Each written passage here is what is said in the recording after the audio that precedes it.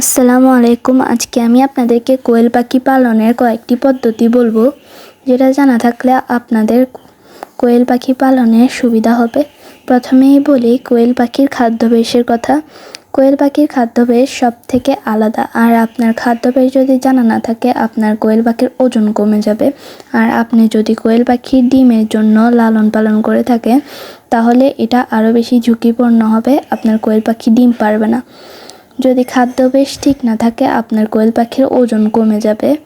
আর ওজন সর্বোচ্চ 1500 গ্রাম থাকতে হবে, এর চেয়ে কম হলে কিন্তু আপনার কোয়েল পাখি ডিম পারবে না।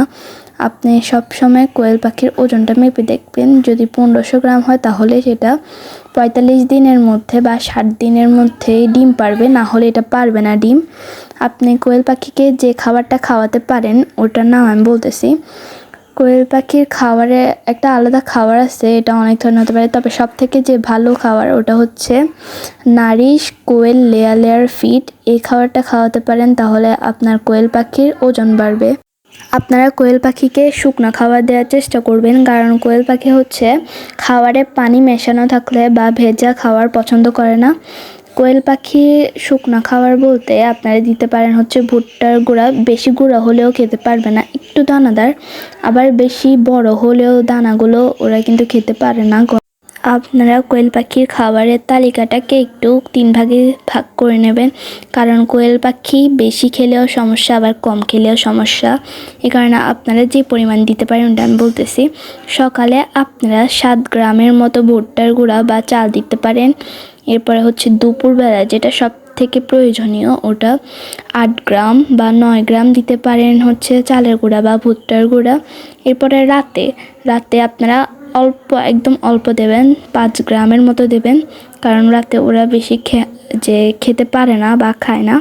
আপনারা কোয়েল পাখিকে আলো পৌঁছায় এমন স্থানে রাখার চেষ্টা করবেন, কারণ কোয়েল পাখি ডিম পাড়ার জন্য আলো অনেক বেশি প্রয়োজনীয়। যেখানে আলো পৌঁছাবে না ওইখানে কিন্তু কোয়েল পাখি ডিম পারবে না। আর কোয়েল পাখির ডিম তৈরি হতে কিন্তু আলোটা অনেক বেশি প্রয়োজন।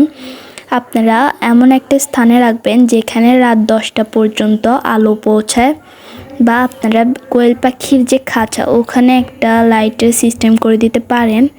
তবে দিনের বেলা রোদে রাখলে অনেক বেশি ভালো হবে, রাতের বেলা একটা লাইট জ্বালিয়ে দিতে পারেন, এটা আপনার ইচ্ছা।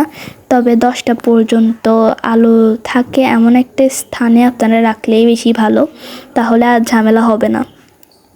সব থেকে জরুরি কথা যেটা, আপনারা হচ্ছে যে যারা ডিম খাওয়ার জন্য কোয়েল পাখি পালেন তাদের জন্য এটা খুবই জরুরি। আপনারা এই যে ফিমেল পাখিটা কিনবেন, মেল পাখি কিনলে কিন্তু আপনারা বছর ধরে পালবেন কিন্তু ডিম পাবেন না। আপনারা যদি ফিমেল পাখি পালেন তাহলে আপনারা 45 থেকে 60 দিনের মধ্যে কিন্তু ডিম পেয়ে যাবেন। আর যদি মেল পাখি হয় তাহলে তো ডিম পারবে না, এটা সবাই জানে।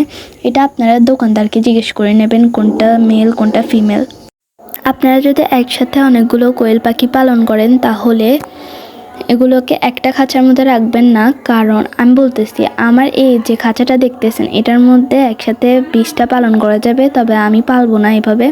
কারণ আমি বলতেছি এখানে হচ্ছে পাখিগুলো যদি একসাথে থাকে তাহলে কোয়েল পাখির কিন্তু একটা অভ্যাস আছে, এরা ঠোঁট দিয়ে ঠোকরায় একটাকে।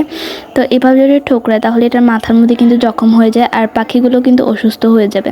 আর সব থেকে বড় কথা যেটা, এগুলোকে একসাথে রাখলে এগুলো মানে একটার গায়ের সাথে লেগে বা মারামারি করে এরা নিজেদের পালকগুলো উঠিয়ে ফেলে, এতে কিন্তু এগুলো দুরবস্থা হয়ে যেতে পারে। এই কারণে আপনারা একসাথে রাখবেন না, এটা খুবই বিপজ্জনক হয়ে যাবে কোয়েল পাখির জন্য।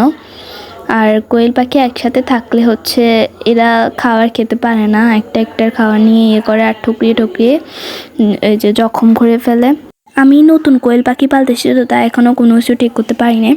আপনারা যদি কোয়েল পাখি পেলে থাকেন তাহলে আমি বলতেছি একটা জুতার বাক্স বা কোনো একটা বড় একটা বাক্সের মধ্যে আপনারা কাঠের গুঁড়ো দিয়ে দিবেন এক সাইডে, পুরোটার মধ্যে দেওয়ার দরকার না, এক সাইডেই দিবেন, ওখানে কোয়েল পাখিগুলো ব্যায়াম করে।